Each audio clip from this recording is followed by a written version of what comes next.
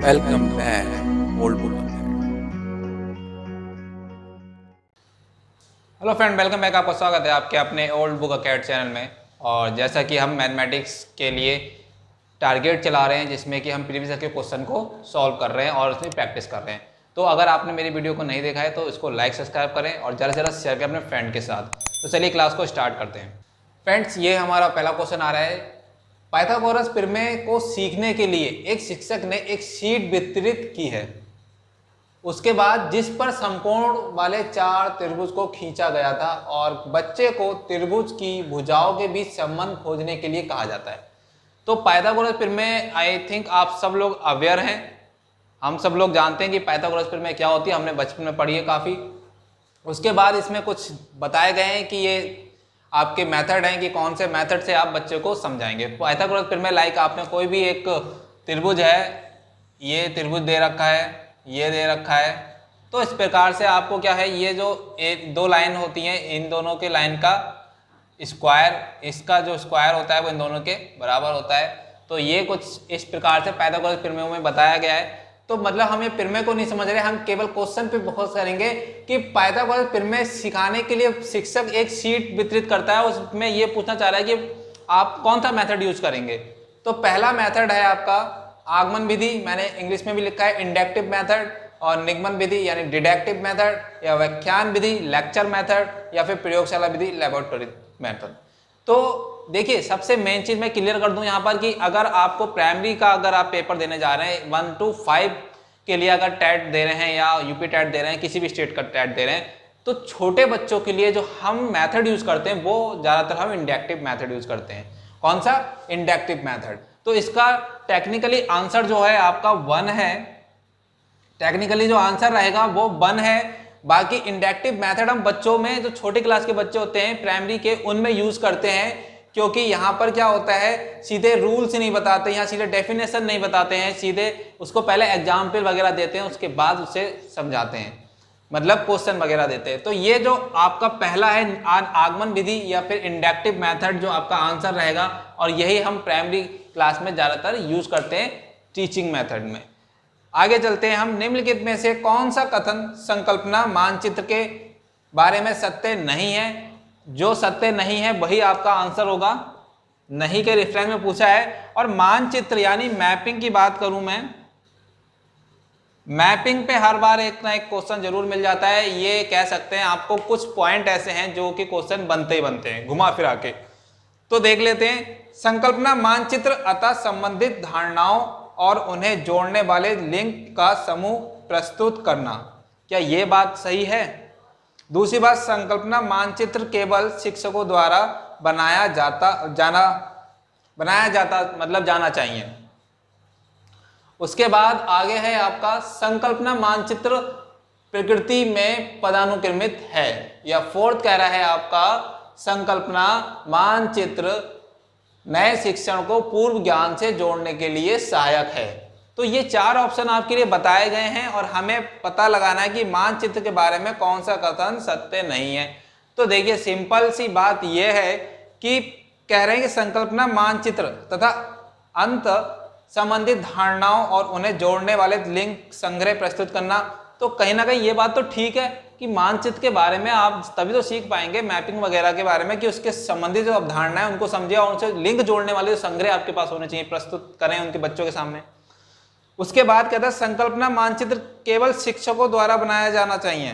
केवल शिक्षकों द्वारा बनाया जाना चाहिए। ये बात कि क्या बच्चे नहीं बना सकते इसको? केवल शिक्षक ही बनाएगा, बच्चे बनाएंगे नहीं तो सीखेंगे कैसे? फिर उसके बाद संकल्पना मानचित्र प्रस्तुत कर मतलब पदानुक्रमित है, या फिर संकल्पना मानचित्र नए शिक्षण को पूर्व ज्ञान से जोड़ने में सहायक है।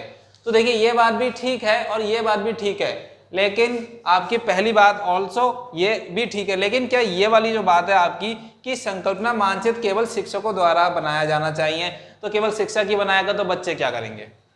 शिक्षक ही बनाएगा तो बच्चे क्या करेंगे? आप बच्चों को जब तक खुद से करने के लिए नहीं देंगे, उसको बता के समझा के, जब तक वो खुद से नहीं करेगा तो वो नहीं सीखेगा। तो इसका आंसर जो है आपका दूसरा होगा इस वाले क्वेश्चन का। मानचित्र का आपको 100% एक क्वेश्चन जरूर देखने को मिलेगा। ठीक है, नेक्स्ट पे चलते हैं हम। थर्ड, ओके, थर्ड क्वेश्चन आपका है, प्राथमिक कक्षाओं में बच्चे गणित में क्या सीखते हैं, इसके आंकलन का ध्यान किस पर नहीं होना चाहिए।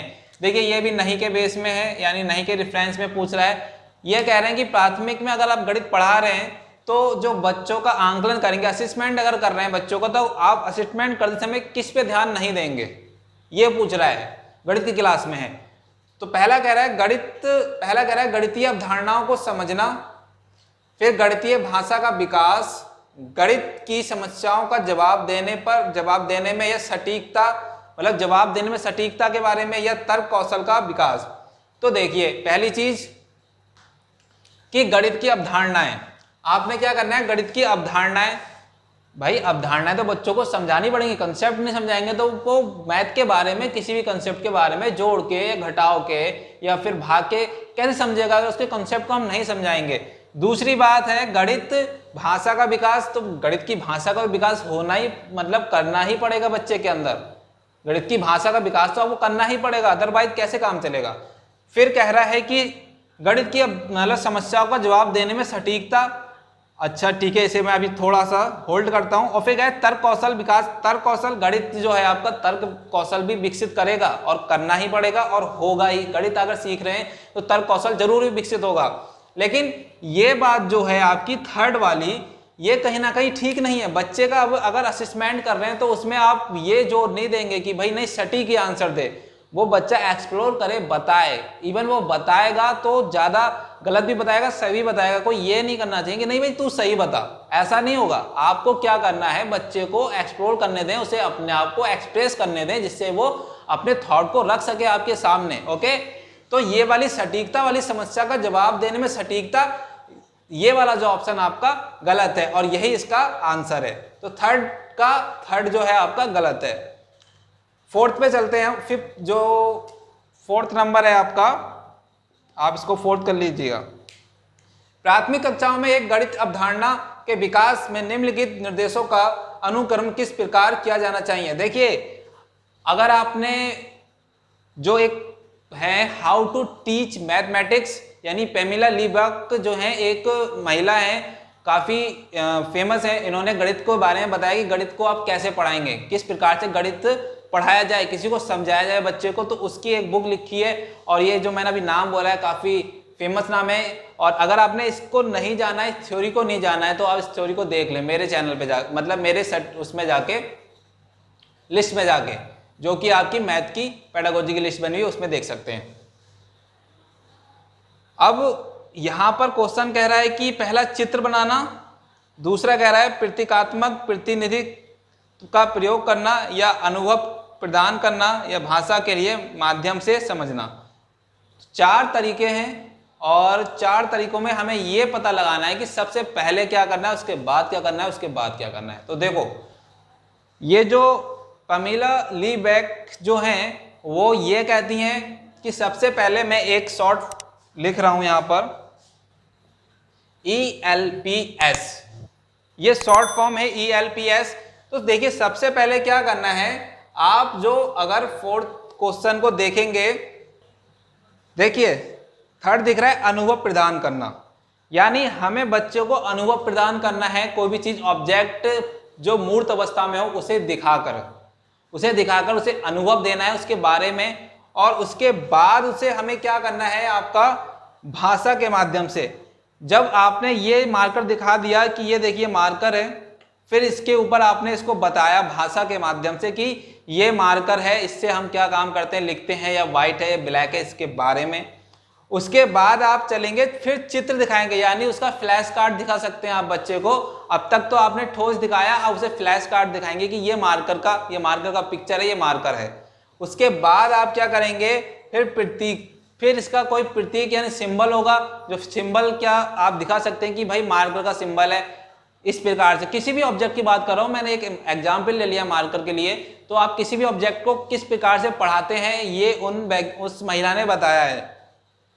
तो इसका आंसर जो है, सबसे पहले आप क्या करेंगे, मैं इस पे वो कर रहा हूं 1 नंबर, और फिर आपका भाषा के माध्यम से उसे कहानी का रूप लेके समझाएंगे। उसके बाद उसे चित्र बताएंगे, चित्र यानी फ्लैश कार्ड। और फोर्थ ये तो मैंने यहाँ पर नंबरिंग कर दी है। अगर ये थ्योरी आपने नहीं देखी तो पेडागोजी के 2020 जो मैंने बना रखी है प्लेलिस्ट, उसमें जाके देख सकते हैं।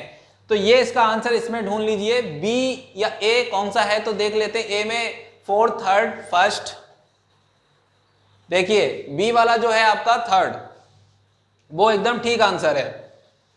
3rd जो है आपका ठीक आंसर है। पहला आपका है 3rd और फिर उसके बाद 4th है आपका दूसरा, और 3rd नंबर पे है पहला और 4th नंबर पे है आपका दूसरा।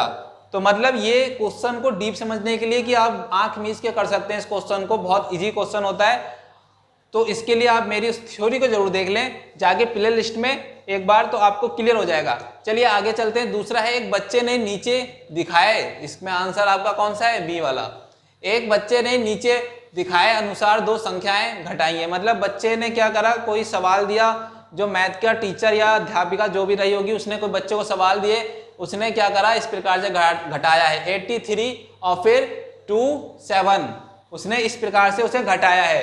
तो हमें ये बताना है घटाओ सिखाने के मतलब उसको किस कॉन्सेप्ट का बोध नहीं है, मतलब ये है मेन बात। अगर कहें हम तो पॉइंट इस प्रकार है, बच्चे को घटाव की प्रक्रिया में स्थानीय मान के बारे में गलत धारणाएं हैं, या फिर बच्चा नहीं जानता कि कैसे घटाना है, या फिर कह रहा है बच्चे 2 अंकों वाली संख्याओं के घटाव की प्रक्रिया जानता है, या कह रहा है यह एक गलती है और इसे बार बार अभ्यास करके सुधार किया जा सकता है। तो देखिए अगर इस प्रकार का कोई भी क्वेश्चन आता है तो वो आपका प्लेस वैल्यू या फेस वैल्यू से रिलेटेड होता है। तो यहाँ पर आपको क्या है, स्थानीय मान या उसका प्लेस वैल्यू के बारे में उसे गलत धारणा पता है या गलत धारणा है उसकी, उसे पता नहीं है कि प्लेस वैल्यू क्या होती है, उसे हम प्लेस वैल्यू समझाएंगे। तो मतलब इसका आंसर क्या है आपका 1। तो यहाँ पर कुछ कंक्लूजन निकल के ये आ रहा है कि एक मैपिंग का क्वेश्चन और प्लेस वैल्यू का क्वेश्चन बहुत बार पूछा जाता है, हर बार पूछा जाता है, चाहे वो न्यूमेरिकल में पूछ ले या पेडागोजी में पूछ ले। तो अभी हम नेक्स्ट आपके ये क्वेश्चन हो गए 6 क्वेश्चन हम डिस्कस कर चुके हैं, आगे देखते हैं कुछ क्वेश्चन को। और जो 7 क्वेश्चन है वो कह रहा है कि प्राथमिक स्तर पर शिक्षार्थियों को माप का यानी संदर्भ पढ़ाने के लिए निम्नलिखित में से कौन सा कथन सत्य है। यानी हमें क्या पढ़ाना है, जो प्राइमरी के बच्चे हैं उनको हमें पढ़ाना है मेजरमेंट के बारे में। तो अब ये कुछ कथन दे रखे हैं, इन कथन में से हम देखेंगे कौन सा सटीक है। तो पहला कथन पढ़ते हैं, अप्रमाणिक मापों का उपयोग प्रामाणिक मापों के बाद करना चाहिए। दूसरा कह रहा है प्रमाणिक मापों का उपयोग अप्रमाणिक मापों के बाद करना चाहिए। या कह रहा है केवल प्रमाणिक मापों का उपयोग ही करना चाहिए, या कह रहा है प्रमाणिक मापों का उपयोग नहीं करना चाहिए। तो सबसे पहली बात तो हम यहाँ ये समझते हैं कि प्रमाणिक और अप्रमाणिक माप मतलब मेजरमेंट, अगर आप ये समझें कह सकते हैं कि एक अनपढ़ व्यक्ति भी दुकान पे सौदा तोल लेता है और एक पढ़ा लिखा भी तोल लेता है। समझ रहे हैं ना कि मतलब जो अनपढ़ व्यक्ति है वो क्या है, अप्रमाणिक मापों का प्रयोग करता है, और जो पढ़े लिखे हैं वो प्रमाणिक मापों का प्रयोग करता है। तो अगर मैं ये कहूँ छोटा बच्चा जब होता है घर में, तो वो जब सीखता है हल्के हल्के तो एकदम क्या उसे मेजरमेंट के क्वेश्चन पढ़ाने लगते हैं, या उसे हम पढ़ाने लगते हैं कि 1 किलो है या 2 किलो है, ऐसा कुछ नहीं पढ़ाते ना। उसे हम सिंपल वे में बिना किसी रूल्स एंड रेगुलेशंस या किसी भी बुक का यूज ना करते हुए हम उसे इनफॉर्मल वे में सिखाते हैं। प्रमाणिक मापों का प्रयोग नहीं करते बल्कि उपयोग करते हैं, अप्रमाणिक मापों का पहले प्रयोग करते हैं।